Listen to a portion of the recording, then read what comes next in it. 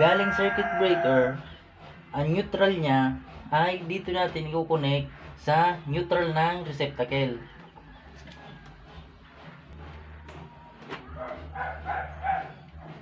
Ang live wire niya naman ay dito natin i-connect sa isang line ng switch.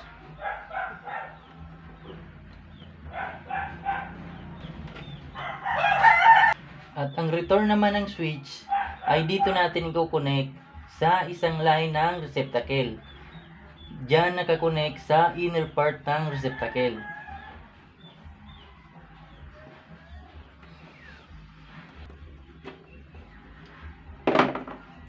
Lagyan natin ng tape.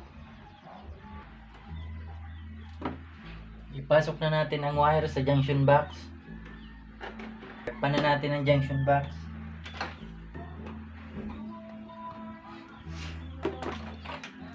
Lagyan natin ng bulb. I-on natin ang circuit breaker. I-on natin ang switch.